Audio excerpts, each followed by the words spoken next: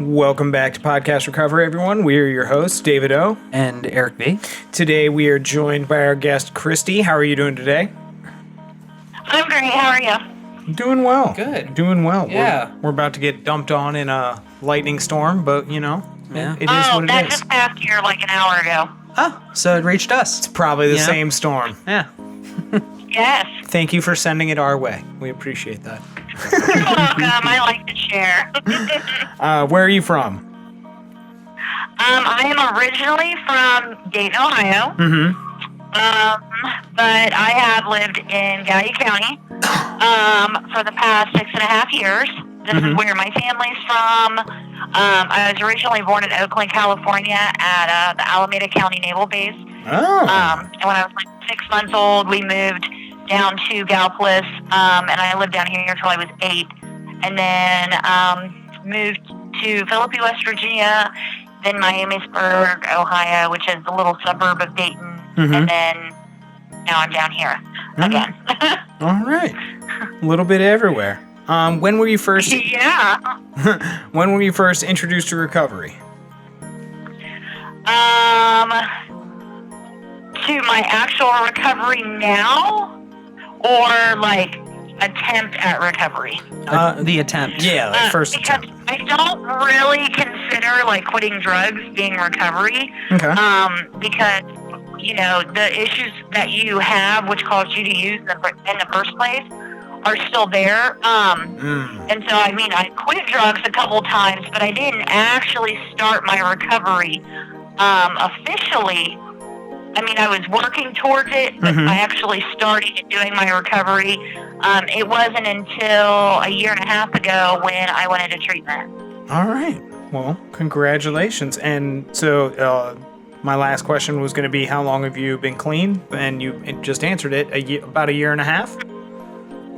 No, I've actually been completely abstinent from everything for 2 years on June 12th. Oh, okay. June 6th. Nice. Yeah. Congratulations. All right. Well, Thank you. But I was doing the counseling, and I was doing, the not using anything. But once I started my treatment at the recovery council, and I started really learning about recovery, and I started letting go of those underlying issues, that's when I personally consider my recovery beginning. Wow. All right. Awesome. With all that out of the way, I'm going to turn it over to you to share your story with us. So take it away. Okay. Well, let's see. Growing up, my dad always did drugs. He would tell me about stories of when I was like a baby, and he would eat acid and sit there and play with me while he was tripping on acid. So it was always around. Yeah. Right after I had my daughter, like my dad was like, "Hey, I'm coming into town. I'm going to get a hotel room with a pool. I have some shrooms. You know, the kids can get in the pool. We can eat some shrooms and sit in the hot tub." And I hadn't started really doing drugs at the time, so I was like, "No, I'm not going to use it on my kids." Knowing my luck, I'd look at them and they turn into a monster. And I mean, I had done, I smoked weed. I drank every weekend pretty much. Ate shrooms one time, did ecstasy a couple times. That's actually how we conceived my daughter, was one fun night of ecstasy. Wow. You didn't name her Ecstasy, did you? No. Okay, good. Okay. I named her Alexis. That way, if I'm poor and I'm living on the street, I can say, at least I have my Lexus, and they'll think it's a nice car. Oh, nice. Well played. Yeah, that's what I told the doctors right before I got my C-section, too. Well played. Yeah. I used to sneak in, because my stepmom used to drink a lot. There was a lot of sexual abuse, a lot of verbal, physical abuse. I didn't grow up with my mom. I found out, like, right after I moved down here, that my dad had pretty much stolen me from my mom and lied to me about everything so that she wouldn't be in my life. Wow. Yeah, so we would have a lot of fights about, my mom and why she didn't want me and why she's one of my other brothers and sisters and didn't want me instead. And, my dad's like, you should be grateful because at least I wanted to be a parent. I could have been like your mom and not wanted you. So there was a lot of issues as a child that I went through. My dad was very controlling. I was only allowed to have the emotions that he allowed me to have. I could only feel the way he wanted me to feel. I wasn't allowed my own opinions. I actually got kicked out of the house one time for disagreeing with him on something. Wow. And my stepmom, she drank a lot. She married my dad when I was 5 because she said that she fell in love with me first, and I asked if she was gonna be my new mom. So I feel like a lot of the abuse from her was because she was so unhappy in the marriage, that she blamed me for everything because it was my fault she was with him. And she drank a lot and was very abusive. I was beat from the time I was 8 till I was 16. I thought back once I was 16. And again when I was 18. And so I would sneak and steal some of her liquor, and, I would steal my dad's weed and sell it to friends at school, or I would smoke it with them. Did whippets one day, accidentally not realizing what we were doing, things like that. So it was always around. Yeah. And it was acceptable in my family. I would come home from school or work, and my friends would be there sitting around in the living room smoking weed with my dad and my stepmom, and, So while they were being kids, I was having to be the adult, and I was the one who was having to raise my brother and my sister. And my sister is 8 years younger than me, and my brother is 15 years younger than me. And then I had 3 other sisters and a brother on my mom's side as well. Wow. And I'm the oldest of all of them. Yeah. So started, really drinking and getting into the whole party thing after Sean and I got together because I was free to do what I wanted. Yeah.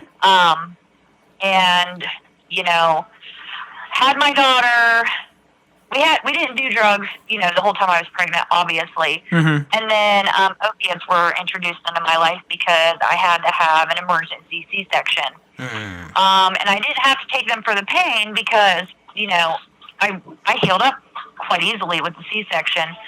So when Lexi would be teething or I'd have a rough night, I'd eat a couple of those and feel good. And, we would use those every now and then, throughout until we got to the doctor. I would go out drinking on the weekends with my friends and smoke and, drink. And so once we started going to the doctor, we were both getting about 90 of the 7.5 perks every 2 weeks, and I could go through 45 of them in 3 days. And then I would start going to Sean's stash because I have a way higher metabolism, so I always ended up taking more than what Sean ever did.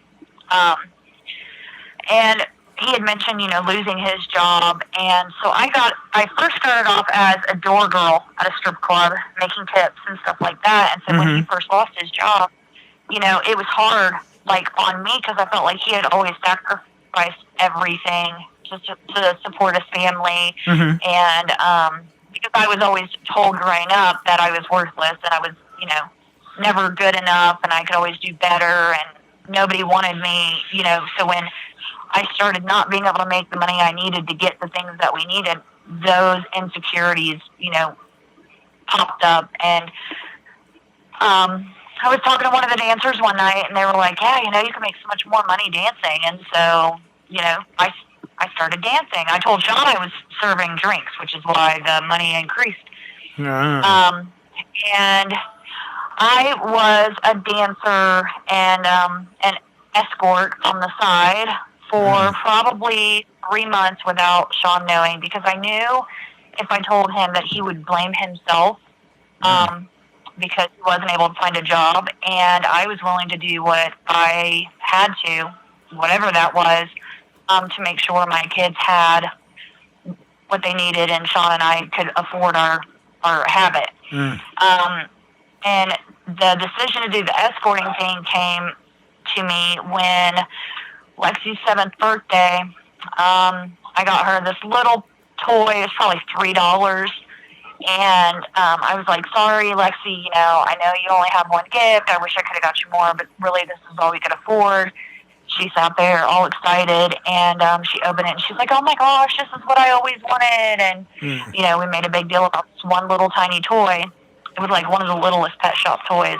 Okay. And I went outside to smoke a cigarette, and she came out and sat down beside me and was like, "Mom, I know we need the money, so you can take this back and get the money for it if we need it, because I know that, you know, money's tight."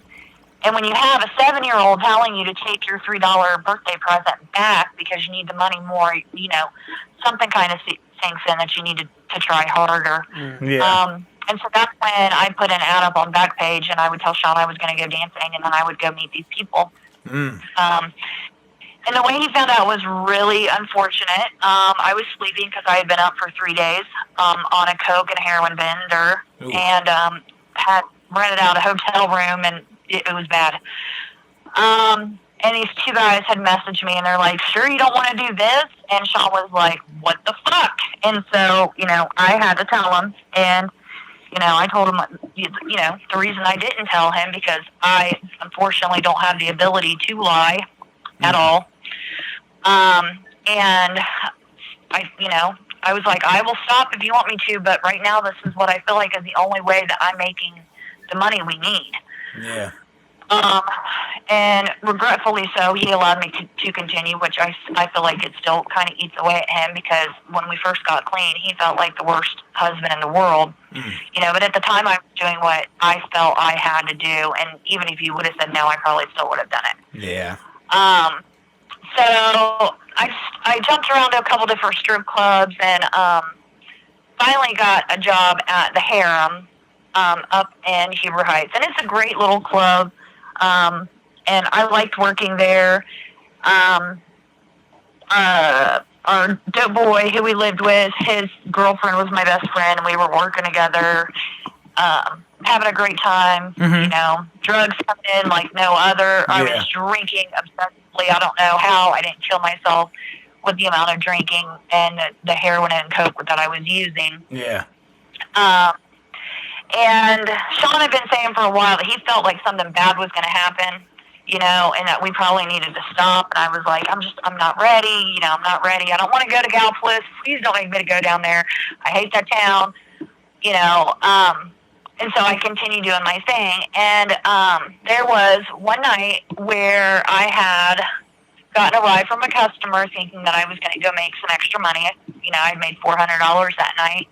I had told myself that if I made money that night, then I didn't have to get clean. Told God to give me a sign that if I made money, I could stay up there and continue using, but if I didn't make any money, then I knew I had to quit.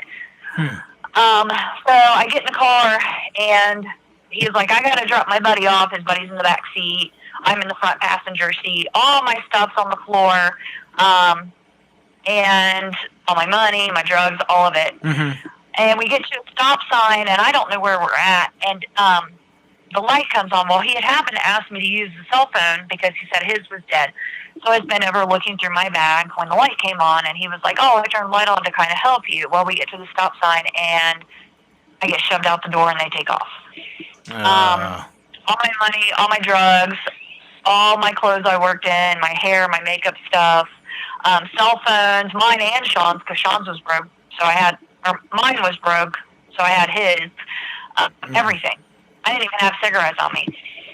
So I walked towards where the lights were, because we were back in like a little neighborhood, and it's like 2, 3 o'clock in the morning. And there happened to be some people at a Burger King drive-thru, and I asked them to use the phone. And I remember our friend Sean and Amanda, which is where we were staying at after we lost our hotel room. I remember his number, so I call and I tell Sean what's going on, and I'm like, "Oh my God, I'm so sorry. And he's like, "I'm just glad you're okay. Yeah. You could have been dead in a ditch. You know, I'm just glad that you're alive." So these people give me directions. You know, buses aren't running anymore. So I was going to have to wait at the gas station for like 4 hours for the buses to start. Well, as I'm walking to the direction they tell me, which is like 5 miles, it's a 5-mile walk, I happen to start recognizing the area, and I'm back by the strip club. And there happens to be the bouncer who usually gives me rides. He was the last car in the parking lot getting ready to pull out. And I ran across the road and jumped in and told him what was going on, and he took me home. That was on Valentine's Day. And the very next day, I called my dad and I said, Dad, I need your help. I'm ready to get clean. And he said, all right, I have a room. So then Saturday morning, we get up and we get, all of our stuff. We get one last hit. And because I'm like, I'm not facing my dad sober. I'm not doing it. You're already making me go to this godforsaken town. And we pack up what we can fit in the car.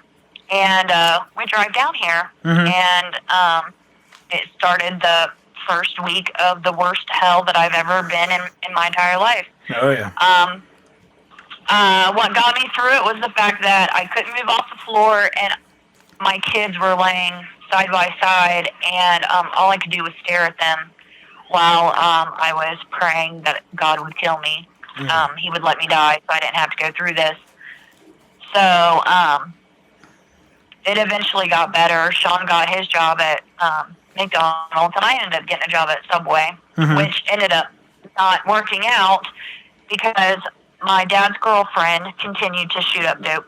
And she would ask Sean and I if we would mix it up for her in the bathroom and hold it, like, put it in the needle and keep it in her pocket until she could slide into the bathroom and use it. And she happened to drop some outside the car one night and told Dad that they were ours. So there was a huge fight. My dad's yelling and screaming at us. My daughter's crying. Sean and I start freaking out on him, and I was like, you talk to me however you want, but you're not going to make my kids cry. And he was like, fuck you, and walked out. And I jumped up, ready to kill him. Yeah. Sean tried to stop me. He finally let go, and I got up in my dad's face, and he was like, say another word, and I'm calling the cops. And I called his girlfriend out, and they ended up getting so pissed off that they left. Well, next thing I know, my grandparents are calling and, talking to us and, talking to Sean. I wouldn't get on the phone with them. And they ended up coming over and, at this point, Sean and it's been about, February, March, April. It's been a couple months. So all this is still new in our time of getting off drugs and trying to get our life together. Yeah. And my grandparents come over, and I'm like, I feel like all you guys do is just poke, waiting for me to relapse so you could be like, I told you so, and so you could take my kids and give me nothing left to live for. I said, I might as well just go back up to Dayton and eventually overdose like I was meant to if I would have continued using. Yeah. And my grandpa started crying, and my grandma was like, well, look what you did now. I said, I'm just telling you the truth. So they ended up having us move into my aunt's trailer right off their property. And we stayed there for a couple months. And Mary, my aunt, would get into it with my grandparents about us living there. And so then that would cause problems with us. And then Sean was walking 5 miles to and from work every day while standing on his feet, which is why we eventually moved down this way. I don't talk to my dad anymore. I discovered, that it's just not a healthy relationship no matter how much I try. He's never going to be the father that I want him to be, or the father that he should have been. Yeah. I have a great relationship with my mother and my grandparents. The felony charge that Sean and I ended up getting, my sister was involved. And she knew about it. Everybody knew about it but us. And she continues to lie to me about it, or she tries to say, well, I knew, but it was later on, and blah, blah, blah. And so I don't have a relationship with her either. What exactly happened? Unnecessary. Her boyfriend, who had been out of prison for 3 months, or 3 years. He'd been in prison for 3 years, and he had been out for less than a year. And he was dating my stepsister, Crystal. It's her baby daddy to begin with. And they got into it, and he asked if he could stay with us at our apartment because of, so he could still see his daughter, Lily. Well, my sister was staying there. And within 6 days of both of them being in the house, they ended up hooking up. There was a big fight between me and Joey. Sean actually made me leave because I had grabbed the baseball bat. And, yeah, Sean told me that he sent me over to a friend's house and told them that they had to babysit me until he said it was okay. I was allowed to come back to the house. So they leave. He ends up starting to smoke crack again, and he was driving to Columbus and getting it and then coming back down, smoking it all along the way. And at some point, I guess he got pulled over. And the cops in Rio Grande are quite dirty. They will just... They try to get as many people to do undercover as they can. And so they were like, hey, look, we won't charge you with anything if you'll wear a wire. So he ends up calling us, and we hadn't talked to him for a while, and was begging, said Cassie was in college, that she was getting ready to finals, she needed some Adderall, you know, and we happened to know somebody who got rid of him. And so I had said no. I continued saying no. And I was like, Sean, he's not listening. You know, you need to deal with him. And so instead of 10, he talked Sean into 5. And that's how he ended up wearing the wire. It was 18 months after this had happened that we even got arrested for it and got the indictment. So when they came to the house and they were like, you're being arrested for a drug charge, I'm like, yeah, right. Like, why are you really here? I never got a drug charge the whole time I was using. So went in front of the judge, did all that, got our discovery, and that's when we found out, like, when it happened, you know, kids were in the car, which is why it ended up being an F3 instead of an F4. They dropped the possession charge. We ended up getting probation. Well, I was doing Suboxone still at the time, but I didn't want to do it anymore. So I had stopped going to the doctor in January and was, like, slowly weaning myself off because I went to one of the doctors you buy yours, like you pay for a week, and I couldn't justify spending $75 a week for a quarter of a piece. Well, called me and I went in for a probation check-in. They drug tested me, and because my prescription was from January, they got me for illegal usage of my medication, and that's what got me sent away. They didn't send me to prison, though. They sent me to a CBCF, which is a community-based correctional facility. It's like a level 1 prison, but you go through classes and you learn all kinds of crazy things. And then I had to do 4 months of treatment. I did transitional living. Okay. And it was amazing the things that I learned there. And I actually come to terms with some things while I was at STAR, which was the CBCF that I went to.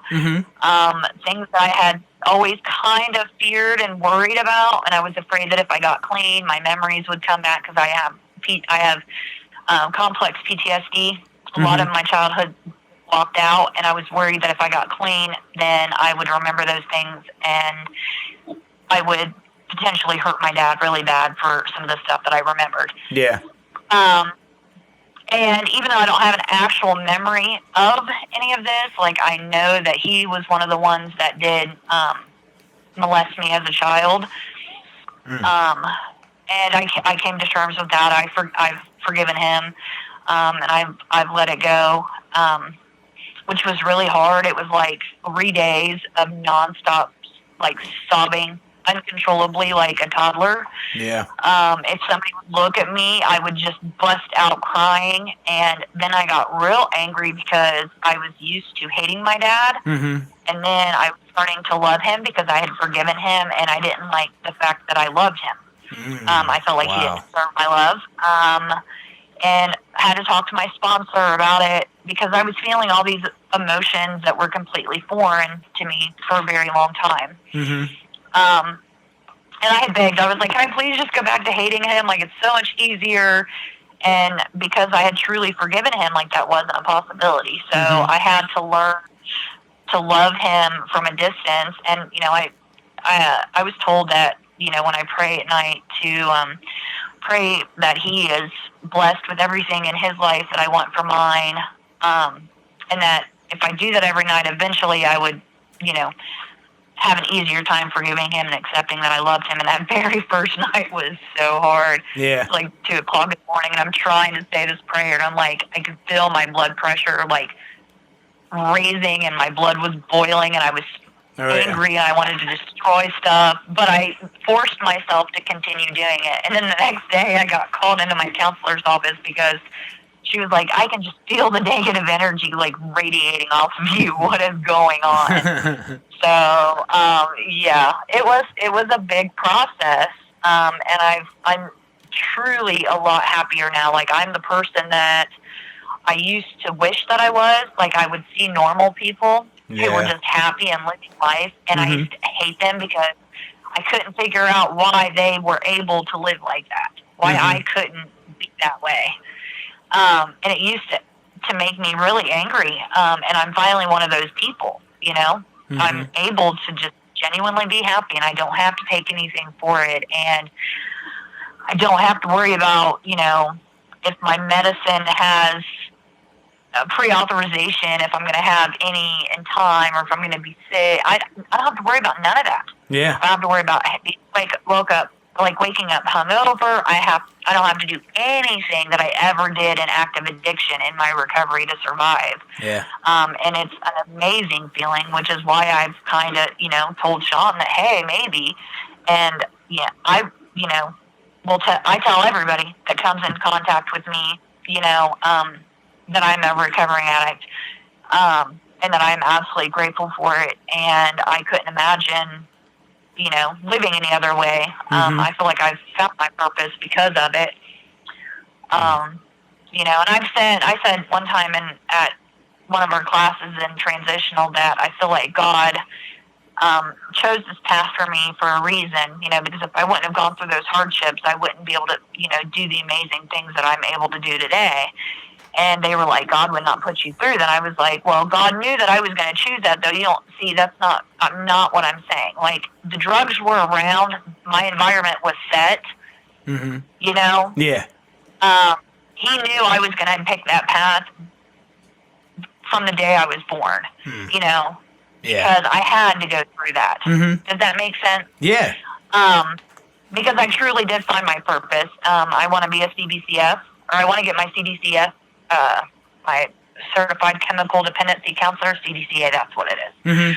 I want to get that. I try to talk to as many people who are first starting out in recovery. I actually got my sister into recovery, and she's got 6 months clean, because she said that first day she saw me working and how much happier and healthier I looked, it inspired her to want to get clean as well, because she was still using. We lost a sister 3 years ago to an overdose that almost destroyed my mom. So it's really important for me to make sure people are aware that there is hope in recovery. Yeah. And that it is a lot better of a lifestyle than active addiction ever was.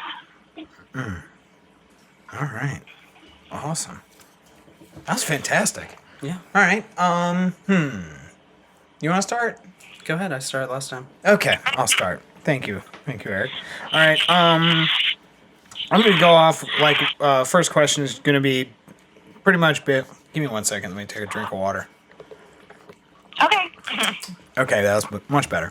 All right, you just said like that God knew that like you would choose your path, and like He knew that from the day you were born. So do you think that means that you needed to go through all of those difficult times to really become who you are today, ultimately in recovery? Oh, absolutely. Because if I wouldn't have went through those times, I wouldn't be able to appreciate what recovery has given me. Yeah.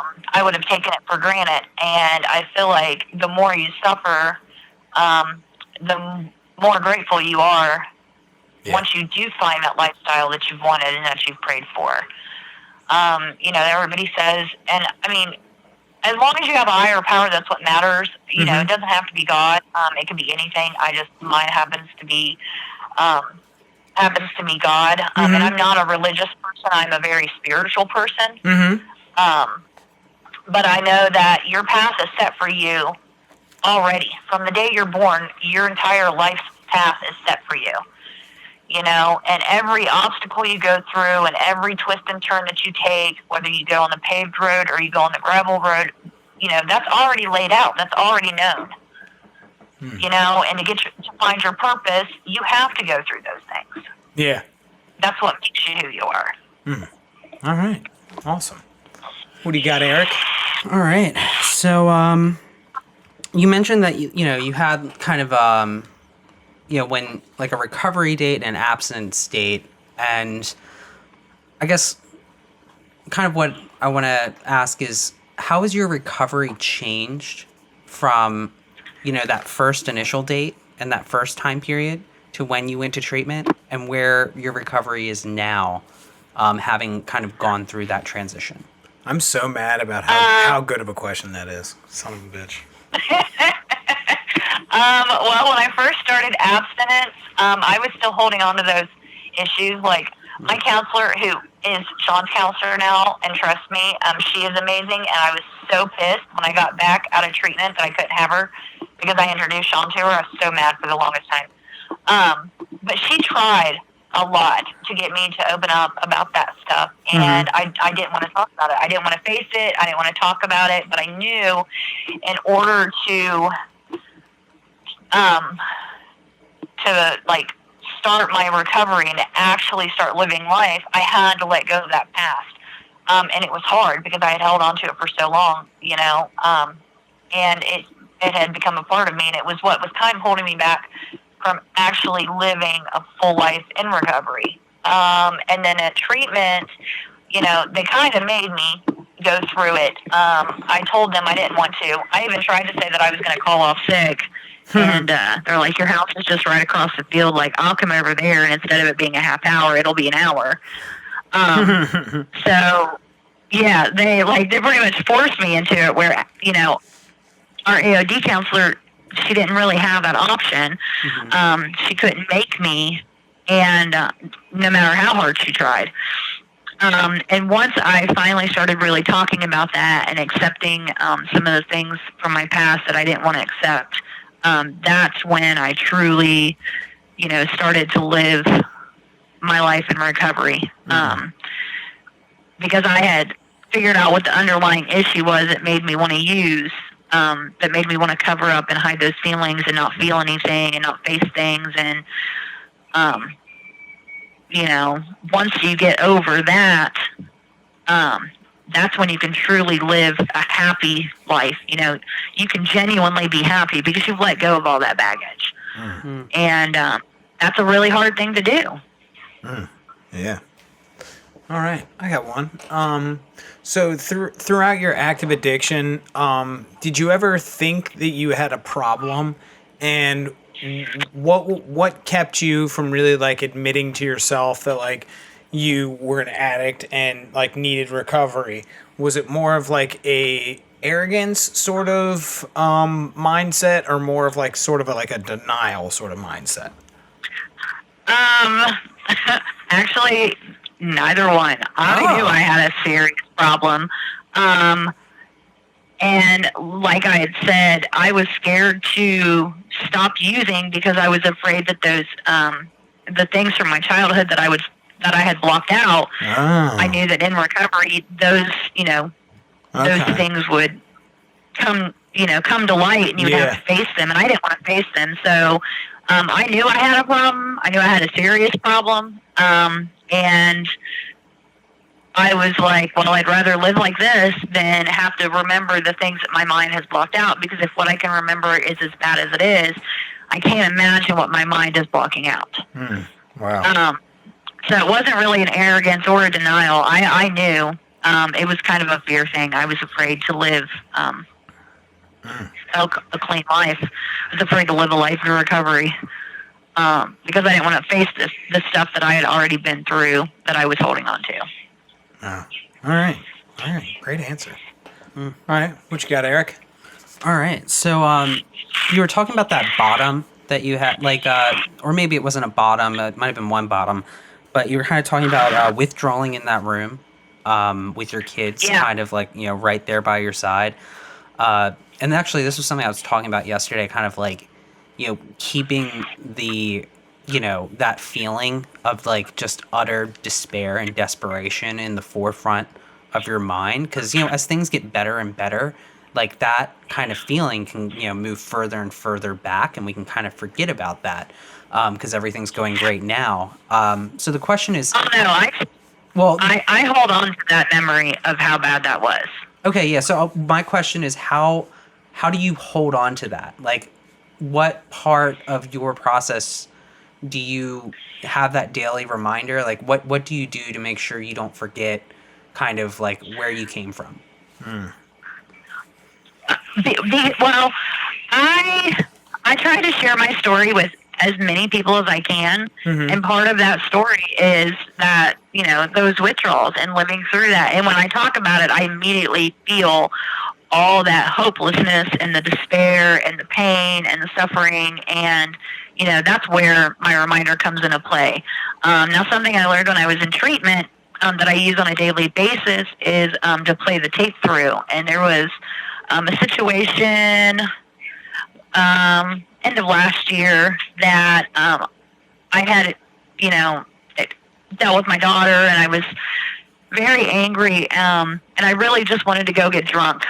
And while I was sitting there thinking about how great it would be to down a bottle of Jaeger, so I didn't have to feel that way, I had to tell myself, like, you realize if you do this, you're going to end up going out and hunting for this kid, and then you're going to go to jail, and then if you go to jail, you're going to get a probation violation, and you're going to prison for 3 years. This is not what you want to do. Like, it's nothing is going to be good if you allow yourself to give in to these emotions. And they also taught us to use intellect over emotion. And so I had to, not allow my feelings to take over and consume me, because I feel like that has a lot to do with people relapsing. And try to, keep in the forefront of my mind everything bad that will happen, and everything that I've worked hard for will be gone, and weigh out, the consequences. Like, is this going to be worth it, this one night of getting wasted and not feeling these feelings and going out and being reckless like I used to be in active addiction, or, trying to be an adult and work through these emotions in an intellectual way and not mess up what you've worked for, and not have to go to probation and tell them, what happened, and get a probation violation and go to prison, and I had to weigh that out. And obviously it was, it's not worth all that. I can work through these emotions. These emotions do not have to consume me. And I had to use a lot of coping mechanisms that I learned when I was in treatment. And of course, when I was going through that, I had to remember, like, how bad it felt when I was withdrawing from heroin, and how just one night of drinking, even if it's just 2 or 3 shots, you're going to feel like crap the next day. And so, by not going out and doing that, you don't have to feel that. Even if it's just the smallest amount compared to what it was when you withdrew, you don't have to feel any of that if you just don't go do nothing. And so, that's how I keep myself from, relapsing and going back over to that dark side of me that I know I have. All right. Awesome. Okay. So you are a mother, yes? Yep. So there's been a lot of like studies and I guess theories about like this, about addiction being a genetic sort of thing. What are your feelings about that? Like, are you concerned? Are you fearful? And what are you doing to sort of like break that chain and basically give your children like a different avenue than maybe you had? That's a good question. I'm actually not worried about my children, because we are very open and upfront with them. They didn't know about our active addiction, and it actually came to play one day when I had an abscessed tooth, and my daughter's like, "Mom, why don't you go get pain pills?" And I was like, "Because I can't." And that's how it all came out. Because our kids are with us from rock bottom up, And yeah, they saw us when we were withdrawing, but I don't think they really understood what was going on. They knew we didn't feel well. And we've talked to our daughter about, when we were in active addiction, and there are times that she remembers that we thought she didn't know.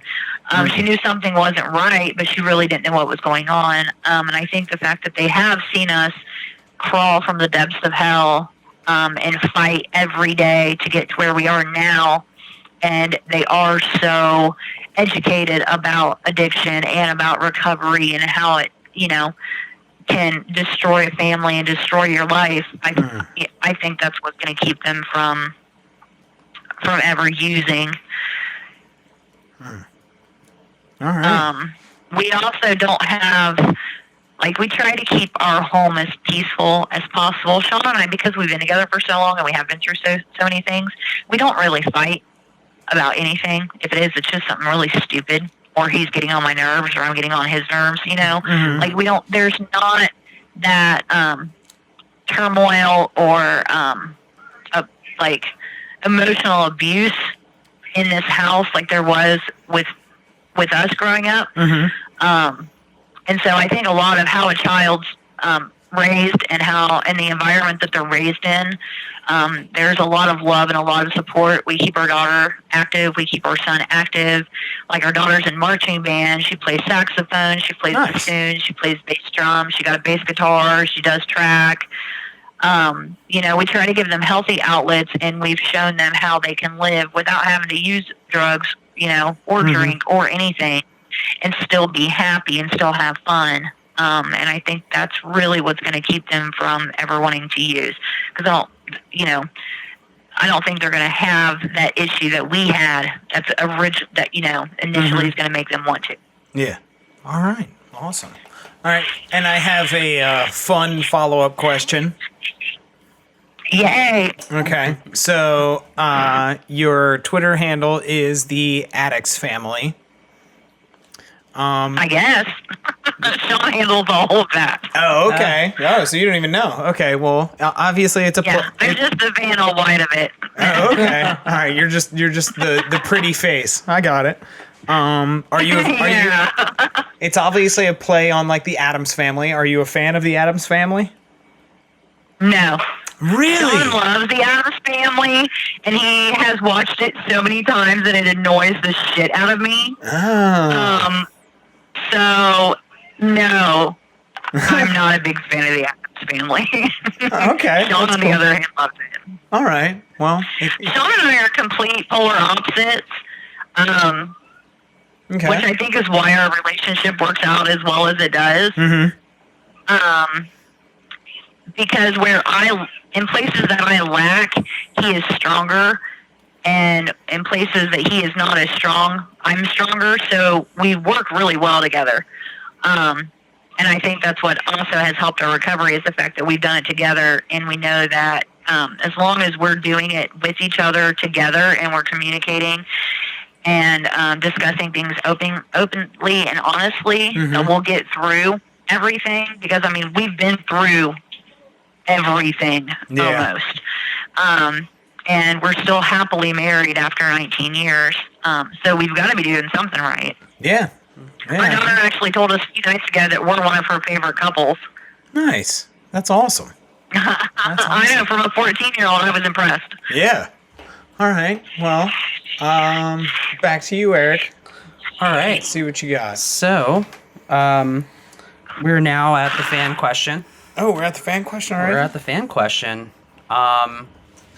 So, for this one, I can read this handle. So this is Brent, at Brent Liverpool. Ooh, a Brit? And a Liverpool fan, I'm assuming. Yeah, a guy from England is going to ask you a question today. So I love England. This is for everyone. It's kind of a topic. And we'll just, it has dry drunk, so we can just use the term dry if it fits more appropriately. But what he says is, I would like to know more about dry drunks, or the state of being dry, since it's not really spoken about. All I know is that I am 2 days from 6 months and feel like shit. depressed, short temper, insomnia, etc., etc. Don't know what's going on, but don't like it. So, you know, What's his the question? difference. So, what is being dry? Like, Okay, well, dry. this is a good question. And I've actually had conversations about this before because I've known dry addicts. And I would not technically consider him to be a dry drunk because, I mean, he's only 6 months in, so his body is still adjusting. Yeah. You're going to be dealing with emotions that you've not dealt with before. Your body's trying to reheal itself. You could also be going through post-acute withdrawal syndrome, could last up to 5 years. I still struggle with it every now and then, where you feel like you're having withdrawal symptoms or you feel like complete crap. Now, with the dry addict or a dry drunk, it is a person going through the motions. Yeah, they're not drinking, but they're still living the same lifestyle that they lived when they were in active addiction. Say a dry addict. I know somebody who's a dry addict. She doesn't use, but like she's on Suboxone. She's like 4 or 5 at a time, like she would when she did pills. And she still lives that same hectic, crazy lifestyle that she lived when she was using. She still sells things. She still goes through all the same motions and the same daily habits of what she did during her addiction, but she's just not using. It's the same thing with the dry drunk. Yeah, you're not drinking, but you're still going to the bar every Friday night to hang out with your buddies, or you're still going through all of those motions. You're just not drinking. And there's quite a big difference between being sober or being a dry addict or a dry drunk. As far as this gentleman's concerned, I feel like he's not a dry drunk. As long as he's not still going to the bars and hanging out and trying to, wiling out like he did when he was drinking. But being 6 months in and still not feeling well and having all of these new emotions, it's going to take about a year for your body to fully recover and to get back to the place where it was supposed to be, and for you to fully understand all the new emotions that you were feeling because you blocked them out for so long. Yeah. The longer you drink, the longer you use, the longer it's going to take for your body to process and to get back to where it needs to be. Yeah. Exactly. So, don't give up. Words of encouragement. Don't give up. You're doing what's the best. You're doing the best for you, and it's going to get better. Reach out and talk to somebody when you're having feelings of wanting to drink, and don't doubt yourself. You've made it this far. A year is not that far away, and once you hit your year mark, you'll feel so much better. Yeah, exactly. Yeah, post-acute withdrawal, that can, oh man. I think it took me 2.5 years before I felt normal. Like, the last time, like the first time or whatever. Around every 3-month anniversary, I'll just have like 2 or 3 days where I cannot sleep to save my life. And I have like no appetite, and I'm really moody, and, I know what it is because I've educated myself. I know that it's something that'll pass. And I've got almost I've got over 2 years clean. So, if I'm still going through it, 6 months is nothing. Yeah. It'll get better. Definitely gets better. Absolutely. All right. Well, do you have any more questions? No. I'm all out of questions. You answered everything magnificently. Oh no, I stumped you guys. No, you haven't stumped us. I mean, I don't want to shortchange it with a bad question at the end. So yeah, Why not? I can answer it. Oh, all right. Let me see what I got. Make it a good one. All right.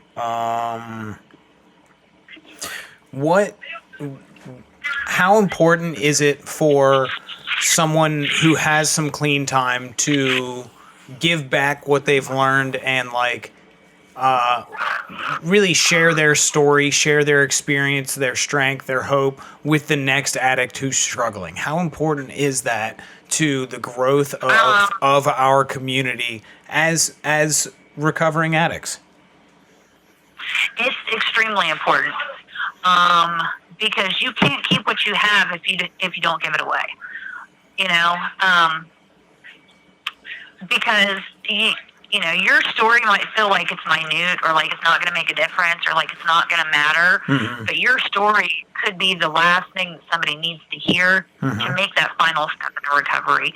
So by sharing that, you're giving more hope to people that didn't think that it was possible. Yeah. So it's extremely important to, give back to the people who need it the most. Because, my sister, like I said, I was what was finally the reason for her to get into recovery. She'd been fighting it for so long, and every time I saw her, I'm like, there's only two ways this is going to end. You're either going to die or you're going to stop using. And if you stop using, it's going to be so much better. And every time I saw her, sis, I'm sick. Well, you know what would fix that? If you didn't use anymore. Yeah. I went through it. I know how hard it is. I'm not saying this because it's just what, I think you need to hear. I'm saying it because I've been through it. I know what it's like. And I'm here to help you when you're struggling the most if you decide you don't want to use anymore. I promise you it's going to be worth it. Yeah. I finally have a job to where, I can get promotions. Like, I'm a real adult now. It took me 37 years, but... It's not a race. I'm finally there. And it's an amazing feeling the first time you're able to pay your rent on time, or when you first get cable, or, things that normal people take for granted every single day, or that they complain about. You have a new view on it. It's something to be proud of. And, the more things that you do that you're proud of yourself for doing and accomplishing, the more you're going to feel better about yourself. And by reaching out and helping that next person in need makes you feel better as well, because you've now helped save someone's life. Yeah. And, that's what's keeping the recovery community going. Mm-hmm. I've seen a lot of people who I was in treatment with who have died. There's a girl right now who has relapsed, and she's out running on the streets. And it breaks my heart. And she has all the tools that she needs, but she must not want it. Yeah. That's the only reason why I can think that she doesn't want to stay in recovery, or that she doesn't want to stop using and get back into recovery, is because she just doesn't want it yet. And I mean, you're not fully going to be in recovery, or you're not fully going to stop using and start living the life that is meant to be for you until you're ready. Yeah. Awesome. All right. Awesome. Well, now you've stumped us. So we would like to thank Christy for joining us You're today. welcome. Little golf clap. I had a great time. Well, we're going to do a golf clap for you. We appreciate you. That's a Fortnite thing, isn't it? What? Is that a Fortnite thing? No, we just can't clap loud because our microphones are sensitive. Oh. So Yeah. we have to give everybody a golf clap. They do a golf clap on Fortnite. We're not that cool. Yeah. We're definitely not that cool to know about Fortnite. No. I have become super cool since I've gotten in recovery. Like in high school, I never got invited to high school graduations. I got invited to 2 this year, and I'm 37. Woo! Nice. All right. Good for Yeah, you. my daughter has now told me I'm not allowed to talk to her friends when they come into McDonald's because they love me. Nice. All right. Like, I just give off that happiness, and I radiate, just joy everywhere I go, because I have an actual reason every day to get up and be happy, so why not? Yeah. It's a good thing. It's a beautiful thing. It is a good thing. All I right. love it. I'm going to give you one last quick minute to say what you need to say to all this struggling addicts out there who are going to listen to this episode. Tell them what's going to give them a little shot of hope.